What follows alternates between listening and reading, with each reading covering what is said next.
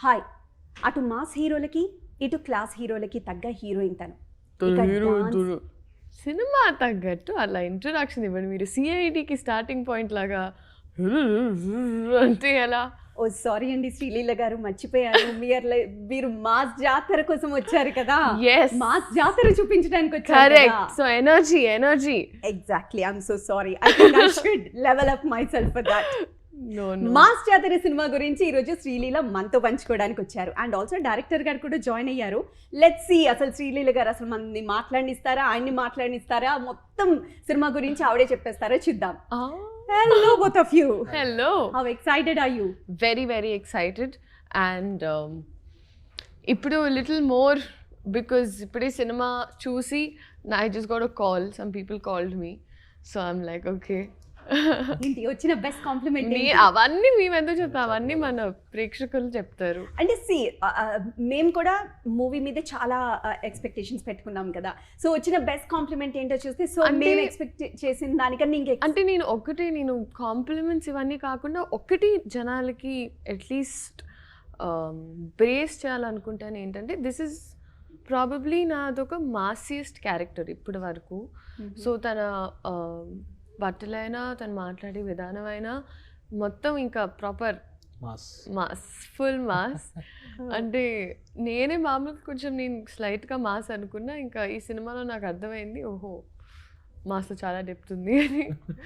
So there is okay. So Bhanu Bhogavarapu ఇప్పటి వరకు మేము జస్ట్ మీరు డైలాగ్ రైటర్గా అలా మాత్రమే తెలుసు. ఈసారి డైరెక్షన్కి వచ్చారు. అంత క్యూట్ శ్రీలీలను తీసుకెళ్ళి అంత మాస్ క్యారెక్టర్ ఇప్పించారంటే ఏదో చేయబోతున్నారని మాకు అర్థమైపోతుంది. సో ఫస్ట్ ఆఫ్ ఆల్ ఆ క్యారెక్టర్కి శ్రీలీలనే ఎందుకు సెలెక్ట్ చేశారు? అంటే ఈ క్యారెక్టర్ శ్రీకాకుళం స్లాంగ్లో మాట్లాడాలండి. కొంచెం ఎంటర్టైన్మెంట్ చేస్తూ శ్రీకాకుళం స్లాంగ్లో మాట్లాడాలి. అట్ ద సేమ్ టైం కొత్తగా ఉండాలి, ఎవరు ట్రై చేయకూడదు. So madam CEO characters, rich kid characters చాలా చేశారు కాబట్టి ఇది విలేజ్ క్యారెక్టర్ అయితే, విలేజ్ గర్ల్ క్యారెక్టర్ అయితే బాగుంటుంది లీలా గారికి అని చెప్పి అప్రోచ్ అయ్యాను. సో ఇందులో అంటే నేను కంపేర్ చేస్తాను, కాకపోతే గ్యాంగ్ లీడర్లో చిరంజీవి గారికి విజయశాంతి గారికి ఉన్న ఒక మాస్ ఇద్దరి మధ్య ఒక ఉంటుంది కదా, ఒక చిన్న కెమిస్ట్రీ, ఆ స్టైల్లో నాకు అనిపించింది, చూస్తే బాగుంది అనిపించింది అట్లా. ఓకే. సో ఎస్, శ్రీలీల అనగానే ఫస్ట్ ఆఫ్ ఆల్ ఆ ఎనర్జీ లెవెల్ని లైక్ హీరోకి తగ్గ ఎనర్జీ లెవెల్ అందించే హీరోయిన్ అనగానే ఫస్ట్ శ్రీలీల గుర్తొస్తుంది.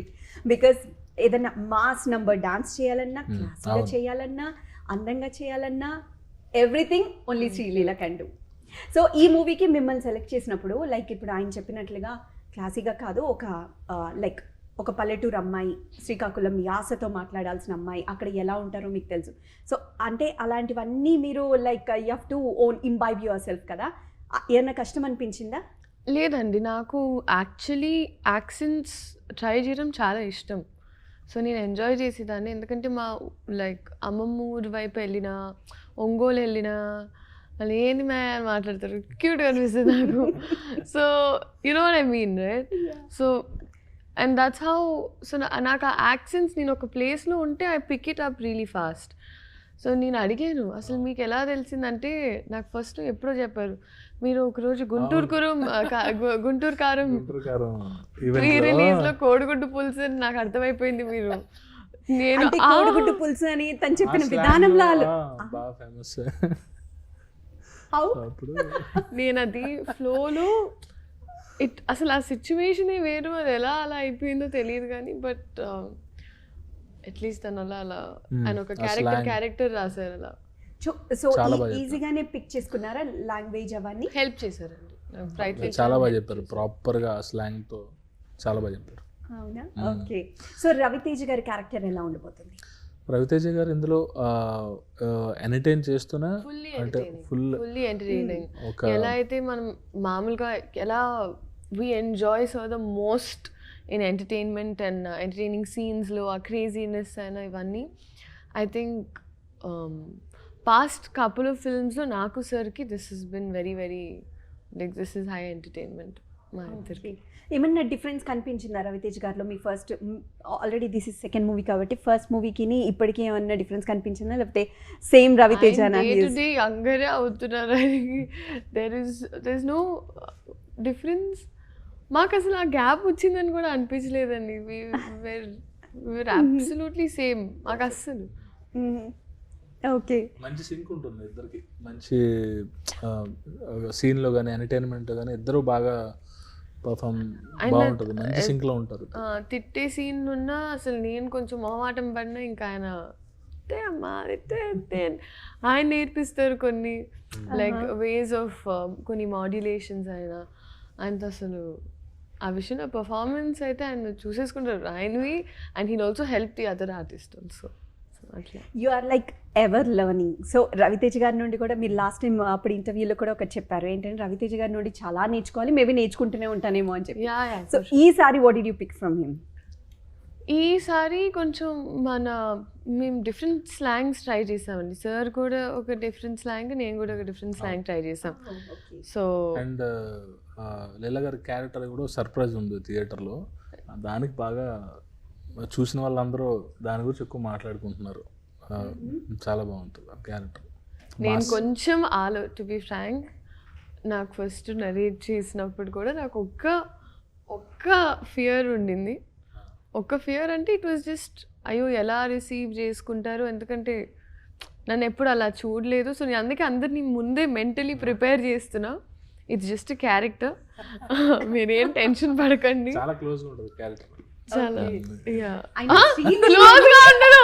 ఒక్క నిమిషం. ఈ సినిమాలో మీరు చూడబోయే తులసి మీరు నిజ జీవితంలో చూసే శ్రీలీల చాలా వేరు. రిలీజ్ అయిన తర్వాత కావాలి ఇక్కడ మా వ్యూవర్స్ వద్దు, ఎలా బాగా రిలేటెడ్ చెప్పండి, మీరు చెప్పండి తర్వాత ఎలా కాదు శ్రీలీల గారు చెప్పండి. అమ్మా బంగారు తల్లి బుజ్జమ్మ వద్దు సరదా ఇవే ఇలా ఆయన ఎందుకు ఏడిపిస్తున్నారో చెప్పండి. ఆ సినిమాలో ఉంది కదండి, అస్సలు ఆయన మాటలు. అదే చెప్తున్నా, దాని గురించి చెప్తున్నాను. అమ్మ దాని గురించి అదే కదా నీ ప్రాబ్లం. మరి అలా కాదని చెప్పండి. శ్రీలీల చేసే అల్లరి very much connected to real life. అస్సలు లేదండి, నేను అదే చెప్తున్నా. నాకు ఈ సినిమా క్యారెక్టర్ కి నిజ జీవితం కనెక్షన్ అనేది లేదు. ఒక సినిమా పాత్రలో నేను ఏం చేయాలో ఆ పాత్ర వరకే జీవించారు. అదే అందులోనే జీవించారు, పాత్రలో జీవించారు అన్నాను.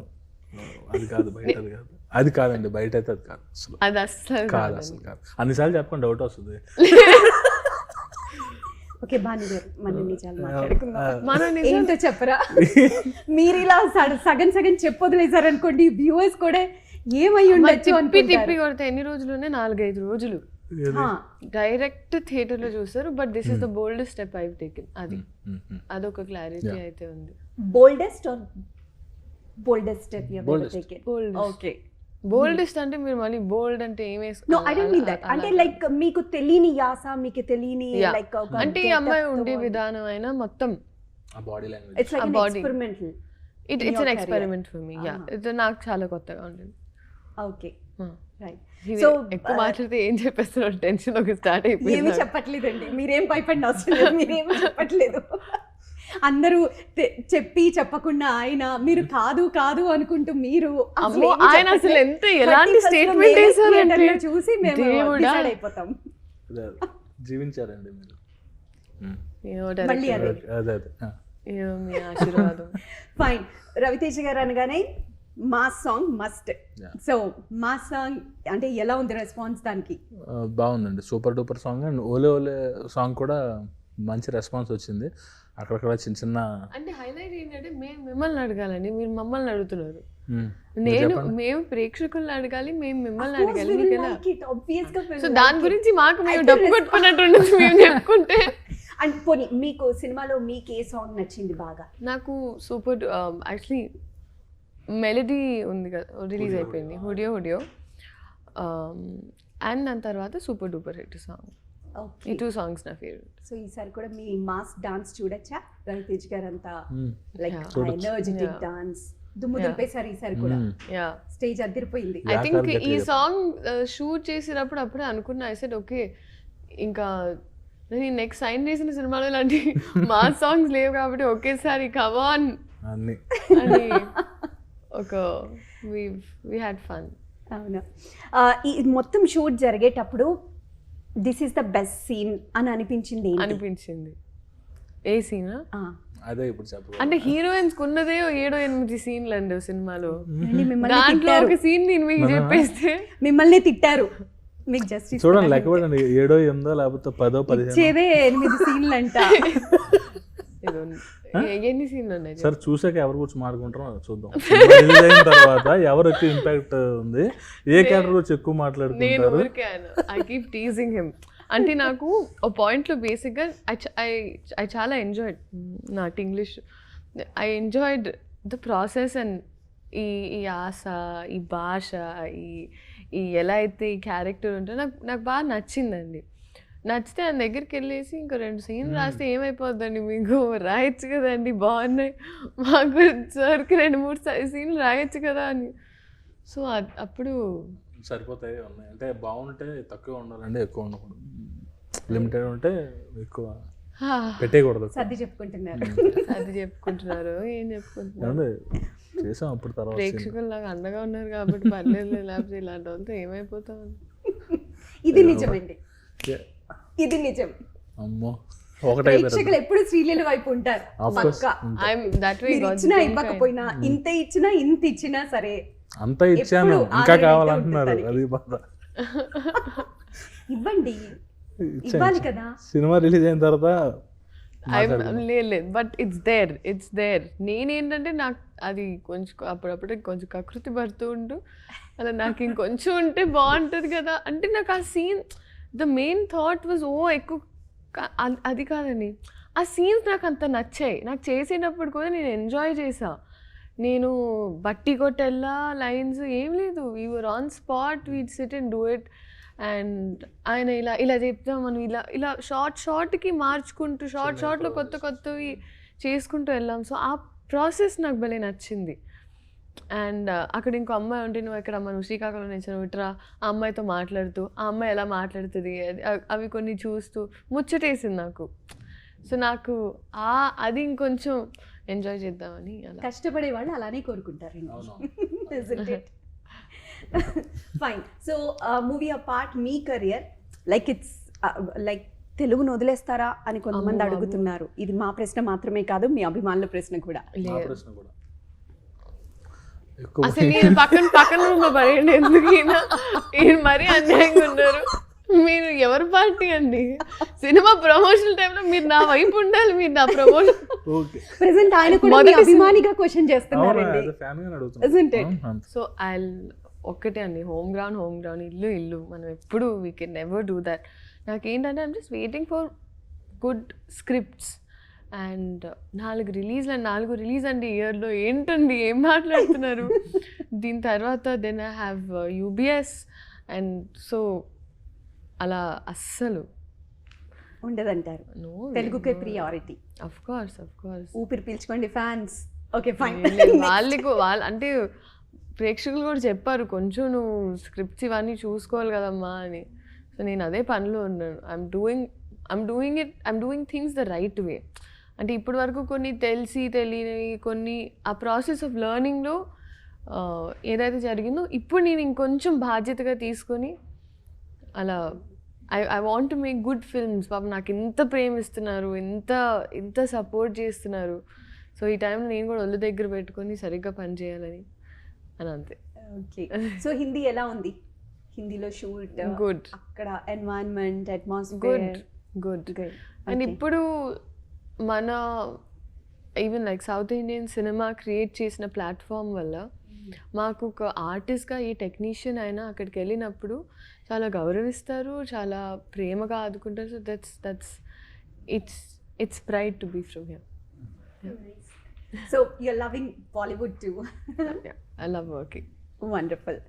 సో లైక్ మీరు స్క్రిప్ట్ రాసుకున్నప్పుడు, అంటే ఇంతకుముందు లైక్ డైలాగ్ రైటర్, ఆ తర్వాత ఇప్పుడు డైరెక్షన్కి వచ్చారు.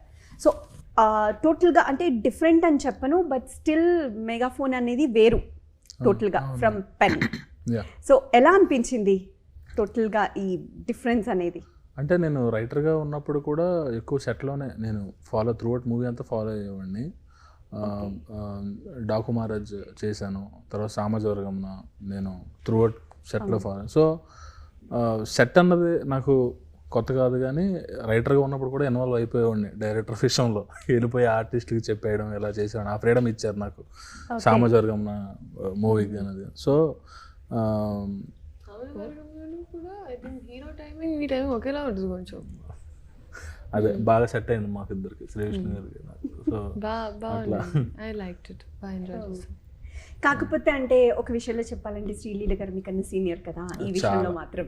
సో అంటే మీరు అప్పటికి డైలాగ్ రైటర్, ఇప్పుడు డైరెక్టర్గా మెగాఫోన్ పట్టుకున్న తర్వాత అంత ఎక్స్పీరియన్స్ ఉన్న శ్రీలీల గారిని కష్టపడి అది కాదండి, పక్కన రవితేజ గారు ఉండగా నన్ను చూసి అంటే మీరు ఇక్కడ ఉండుంటే ఇంకా చాలా క్వశ్చన్స్ వచ్చేవండి రవితేజ గారికి.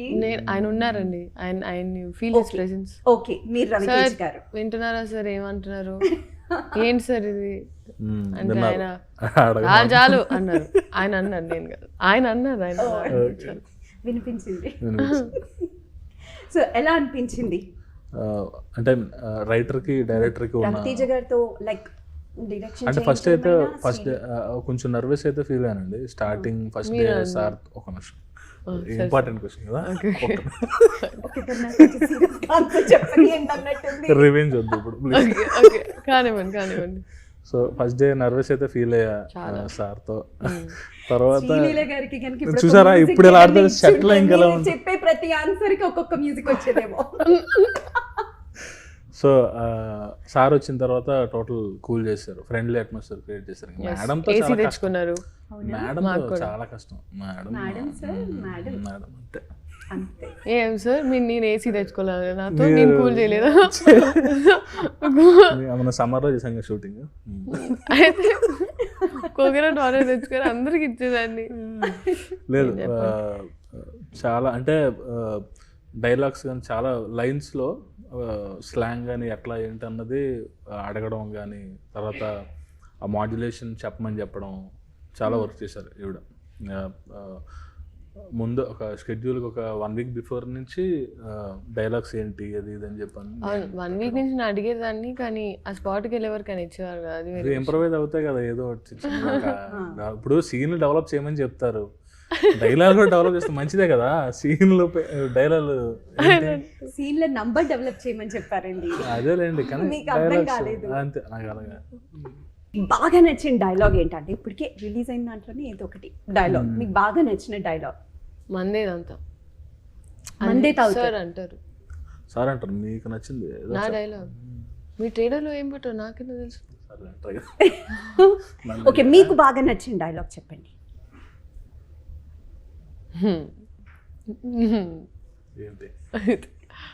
ఒక సీన్ ఉంటుందండి, కరెక్ట్గా అమ్మాయి బ్లాక్ లంగావోని వేసుకుంటుంది.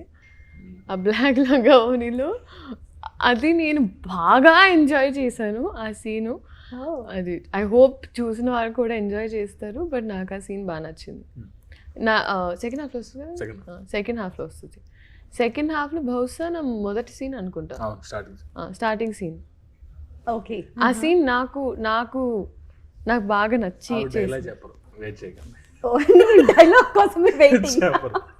సినిమాలు ఇచ్చినవి ఎన్ని, దాంట్లో కూడా చెప్పు ఊరికే this has to be noted sir. Bhanu గారు సీన్ తక్కువ ఇచ్చానా, డైలాగ్ తక్కువ ఇచ్చానా?